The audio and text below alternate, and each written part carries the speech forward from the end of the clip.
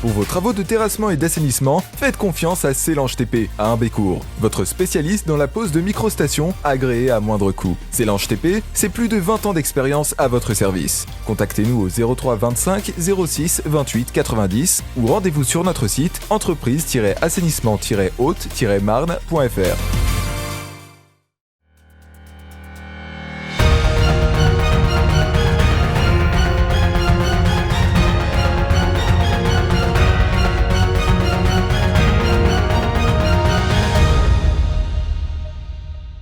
Bonsoir à tous, samedi 17 octobre, soyez les bienvenus dans le journal de Puissance Télévisions, voici les titres.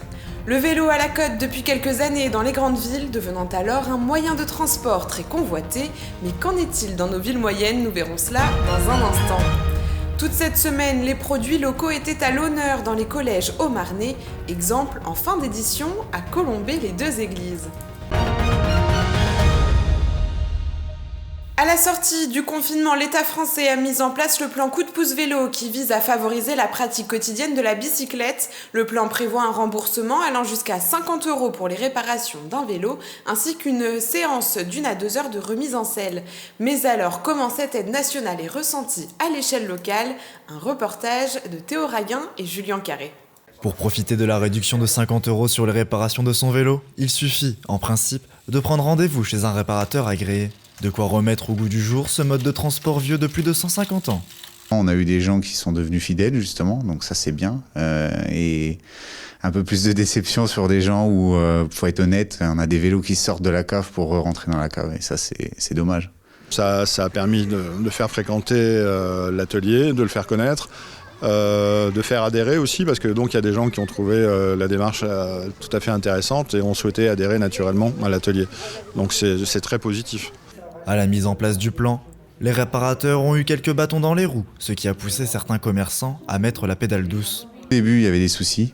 Ils ont mis énormément de temps à rembourser, sachant que nous, on avançait les pièces. Donc c'était assez compliqué quand même. Aujourd'hui, je pense que les problèmes sont à 90% réglés, on va dire. Tout le monde a refait des vélos d'une certaine génération, donc où il y avait un stock qui était assez limité en pièces sur l'ensemble de la France, ce qui fait qu'on a été en rupture de stock assez vite. Et les délais pour réparer les vélos ont été doublés, voire triplés. On est passé sur des petites choses où on a été jusqu'à 3 mois de délai, par exemple. Pour que la bicyclette devienne un moyen de transport viable et pérenne, les agglomérations doivent être munies d'infrastructures de circulation et de stationnement spécifiques aux vélos. La ville va de l'avant. La preuve avec 2-3 nouvelles pistes cyclables qui ont été faites dernièrement. Mais c'est encore perfectible, évidemment. Pour moi qui suis un gros utilisateur, il y a encore pas mal de progrès à faire, malgré que ça va dans le bon sens. Il y a une démarche qui a déjà été enclenchée sous l'ancienne mandature. Je vois que M. Brière a évoqué la mobilité aussi avec un citoyen du quartier de Lannou. Et encore une fois, le vélo s'inscrit naturellement dans cette démarche-là. Même si les cyclistes affirment que le plan est une bonne initiative, il n'a pas forcément eu l'effet voulu à l'échelle locale. Contrairement aux métropoles, le vélo est ici majoritairement pratiqué pour le loisir plutôt qu'au quotidien. Oui, j'en ai entendu parler. Je pense que ça se fait un peu dans toutes les régions. On avait les vélos en état jusqu'à présent. Un mari cycliste, donc il s'est occupé de tout ça toutes les années passées. Donc on n'en a pas profité parce qu'on n'en avait pas besoin en fait. L'aide gouvernementale, c'est déjà ça. Et puis après, ça encourage pas mal de monde à faire du vélo. C'est le loisir pour moi. Mais pour le travail, non, c'est autre chose. Ça peut être bien. Parce que bon, après, voilà, quoi, c'est compliqué d'avoir tout le temps un vélo et tout. Donc ça peut aider. Pour un vélo comme le mien, non, je pense pas, mais pour des vrais vélos ou quoi que ce soit, oui. Ça, c'est sûr. En septembre, l'État est passé à la vitesse supérieure en grossissant l'enveloppe de 20 millions d'euros et en prolongeant le plan jusqu'au 31 décembre.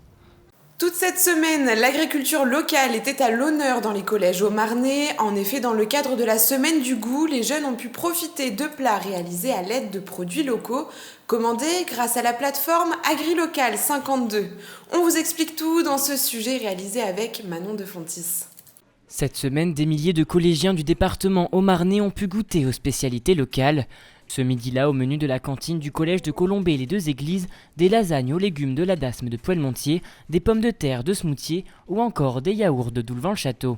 Et visiblement, les élèves ont été conquis à la fois pour l'aspect gustatif mais aussi éthique. Parce qu'on sait on sait d'où ça vient. Il faut aider les éleveurs qui ont acheté des trucs qui viennent de chez eux, des aliments. Plus on les prend tôt par rapport à cette sensibilisation au palais, etc., mieux c'est. Depuis mars 2019, le département a rejoint la plateforme AgriLocal qui met en relation les producteurs et les acheteurs. En un an, le dispositif a déjà rencontré un franc succès avec 30 acheteurs, dont 19 collèges et 5 lycées et 55 producteurs locaux. On voudrait essayer de développer, d'aller davantage sur les EHPAD, puisque les collèges, évidemment, il y a toutes les périodes de vacances. Les EHPAD, c'est 365 jours par an. Donc ça donnerait encore d'autres ouvertures à nos producteurs locaux. En cuisine aussi, on est heureux de travailler avec ces nouveaux produits depuis quelques mois. Là, on vient vraiment de s'y mettre depuis la rentrée là, et ça fonctionne pas mal. On a un bon rapport avec les producteurs locaux, quoi. Moi, je suis du département aussi, donc il y a des gens qu'on connaît et on aime travailler leurs produits, quoi. Un premier pas déjà bien affirmé avec une consommation raisonnable et raisonnée, et cela dès le plus jeune âge. Voilà, c'est la fin de cette édition. Merci à tous pour votre fidélité. N'oubliez pas, l'information continue tout au long du week-end sur notre site internet puissancetélévision.fr. Belle soirée à tous. Toute l'actualité qui vous concerne, à voir ou à revoir dès maintenant sur puissancetélévision.fr et sur notre application mobile. Une femme sur 8 risque de développer un cancer du sein. L'information sur le dépistage précoce permet de sauver des milliers de vies et est essentielle. Alors Puissance Télévision s'engage pour véhiculer ce message. Tous ensemble, restons vigilants.